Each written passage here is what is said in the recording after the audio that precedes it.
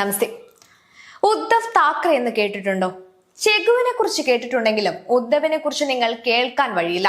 മുംബൈയിലെ ബാൽ താക്കറെയുടെ സാമ്രാജ്യത്തിന്റെ പിൻഗാമിയായിരുന്നു അദ്ദേഹത്തിന്റെ മകനായ ഉദ്ധവൻ. ഇപ്പോൾ കേന്ദ്രം ഭരിക്കുന്ന NDA സർക്കാരിലെ ഘടകകക്ഷിയായിരുന്നു ഉദ്ധവിന്റെ ശിവസേന. ഉണ്ടിരിക്കുന്ന നായർക്ക് ഒരു വിളി തോന്നി എന്ന് പറയുന്നത് പോലെ 2019 മഹാരാഷ്ട്രയിലെ ഇലക്ഷൻ കഴിഞ്ഞപ്പോൾ ഉദ്ധവിനൊരു വിളി തോന്നി. സ്വയം മഹാരാഷ്ട്ര മുഖ്യമന്ത്രിയാകണമെന്ന്. അയാൾ ഘടകകക്ഷിയായ BJPയെ ചതിച്ചു. അയാളെ അനുനയിപ്പിക്കാൻ അമിത്ഷാ ക്ഷമയുടെ നെല്ലിപ്പലകയോളം താഴ്ന്നപേക്ഷിച്ചു. പക്ഷെ അയാൾ അത് കേട്ട ഭാവം നടിച്ചില്ല. കോൺഗ്രസിനും അജിത് പവാറിനുമൊപ്പം ചേർന്ന് അയാൾ മന്ത്രിസഭയുണ്ടാക്കി. അതിൽ മുഖ്യമന്ത്രിയായി. BJPയെ പിന്നിൽ നിന്ന് അയാൾ കുത്തി. BJP എന്ന് പറയുമ്പോൾ മോദിയെയും അമിത്ഷായെയും പിന്നിൽ നിന്ന് കുത്തി. പക്ഷേ മുഖ്യമന്ത്രി കസേരയിൽ അയാൾ 2 വർഷം തികച്ചില്ല. ശിവസേന പിളർന്നു. ഏകനാഥ് ഷിൻഡെ മറ്റൊരു ശിവസേന ഉണ്ടാക്കി. മഹാരാഷ്ട്രയുടെ ഭരണം ഉദ്ധവിന്റെ കയ്യിൽ നിന്ന് പോയി. പക്ഷേ കളി അവിടെ തീർന്നില്ല. ഉദ്ധവിന്റെ കൂടെ നിന്നവർ പിന്നീട് ഒന്നൊന്നായി കൊഴിയാൻ തുടങ്ങി. അങ്ങനെ ശിവസേന മോഡിയുടെയും അമിത്ഷായുടെയും കൈകളിലെത്തി.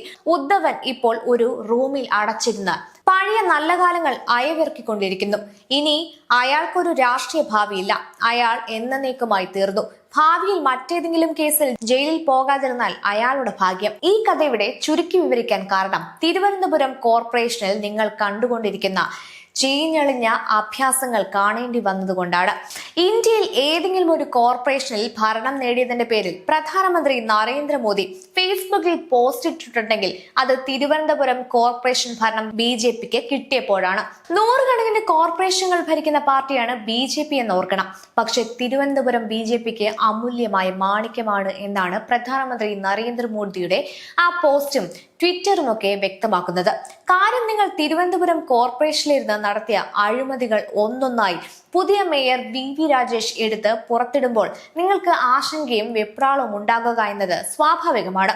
അഴിമതി നടത്തിയവർ അഴിയെണ്ണട്ടെ എന്ന നിലപാടിന് പകരം കോൺഗ്രസുമായി ചേർന്ന് ഉദ്ധവൻ നടത്തിയതുപോലെയുള്ള പരിപാടി കാണിക്കാനാണ് നിങ്ങൾ ഒരുമ്പിടുന്നതെങ്കിൽ അമിത്ഷാ നിങ്ങളെ കാലേ വാരി നിലത്തടിക്കും. അല്ലെങ്കിൽ തന്നെ നിങ്ങളുടെ ഇരട്ടച്ചങ്കൻ നേതാവിന്റെ മകളുടെയും തല ഇപ്പോൾ EDയുടെ കക്ഷത്തിലാണ് ഇരിക്കുന്നത്. സത്യം വളരെ വേദനാജനകമാണ്. ഇനി നിങ്ങൾക്ക് ഒരു കേരള ഭരണമില്ലെന്ന യാഥാർത്ഥ്യത്തോട് പൊരുത്തപ്പെടാൻ ശ്രമിക്കുക. നേതാവിന്റെ മകൾക്ക് വേണ്ടി പ്രതിഷേധിക്കാൻ പോയവരുടെ ഗതി എന്തായി എന്നറിയാമല്ലോ.